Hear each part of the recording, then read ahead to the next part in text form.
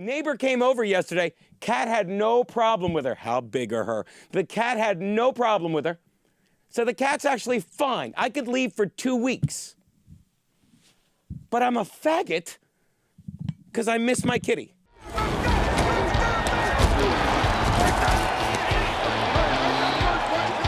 Play action fakes it for pass end zone. Yes, touchdown.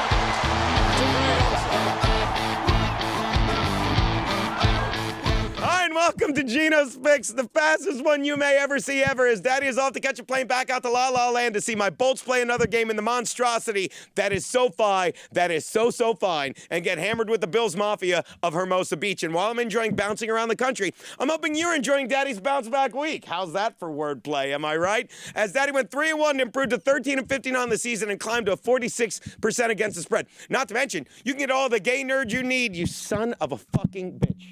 You son of a bitch. You mother. You said you... All right, maybe we do it every week before the thing, so Bobby can fucking be an asshole. Not to mention you can get all the Geno... I just read it. I just read it like I wrote you can get all the Geno you need, and Bobby changed it to gay nerd.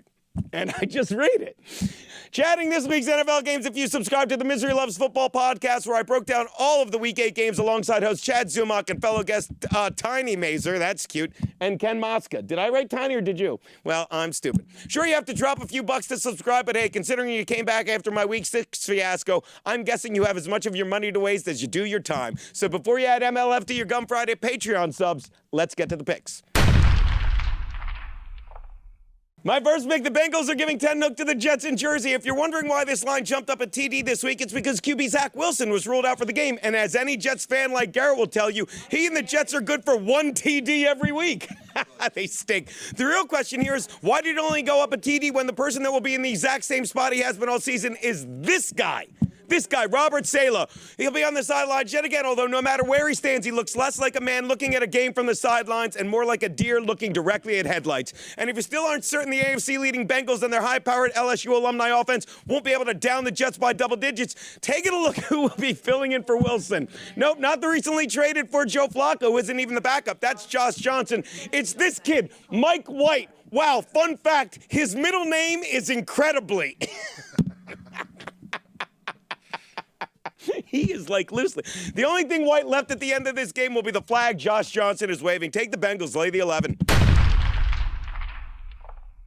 My next pick, the Broncos are giving 3 to the Washington football team in Mile High Stadium. Yeah, I said it. I said it, Washington football team, because I'm so used to seeing WFT in the gambling odds, and I actually dig it at this point. In fact, I'll even go so far as to say I love their Washington football team unis and hope they keep them moving forward. I mean, what's the option? They pull a Cleveland Indians, and they keep a few of the same letters like the Guardians? How about we just keep the first letter and call them the Washington R-words?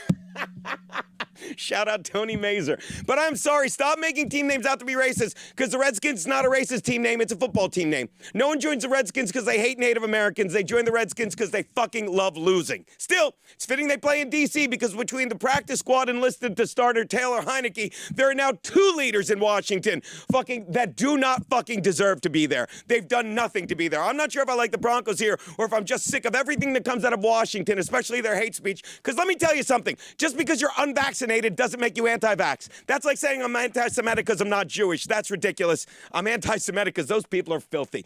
Anyway, speaking of which, anyone who loves money... Oh, sorry, Aaron. Anyone, he's usually not here. Anyone who loves money will invest in the Broncos in this one. Take Denver, lay the 3. My next pick, Sunday night, the Cowboys are giving 1-0 to the Vikings in Minnesota. Sure, QB Dak Prescott is dealing with a right calf strain, and while Coach Mike McCarthy said he must cross the threshold to play Sunday, he looked good on Wednesday. And he's just posturing so Mike Zimmer possibly wastes time looking at his second of backup Cooper Rush's footage. Yeah, he won't be rushing to study any of that. The real threshold Zimmer is focused on is his starting QB Kirk Cousins crossing the threshold into prime time, because that's where the real strain has been, on Zimmer's patience. As the only thing less likely to bring big primetime numbers would be a Hannah Gadsby sitcom. I'm guessing watching her sitcom would be like watching Cousins play timid in a primetime game, because it's like they suddenly wish they could each grow a set of balls. Thank you. Take Dallas, lay the 1 hook. The Giants, Monday night, double Monday. The Giants are getting 9 to hook from the Chiefs in KC. Wow, considering how bad they looked in last week's 27-3 loss to the Titans, Chiefs may not even need to wear helmets for this game because their faces may be just as fucking red. And now everyone thinks they're going to go back to KC and take things out on the G-men. Yeah, well, they would. They would be doing just that if their patchwork O-line wasn't falling apart in front of their eyes faster than Merrick Garland's testimony in front of the Senate. No one ever goes to jail. No one will ever go to jail in this country. What I do know is, given the protection they're giving the youngest QB ever to win a Super Bowl and 26-year-old Patrick Mahomes, both are putting their young men in terrible peril. Look for Mahomes to continue to look like Garland, running for his life and throwing from his heels while he's attacked from all angles, as Chiefs fans channel their inner American and ask, how did we fall this far in just 8 fucking months? Let's go, Brandon, and take the Giants 9.5 you're getting. Boom.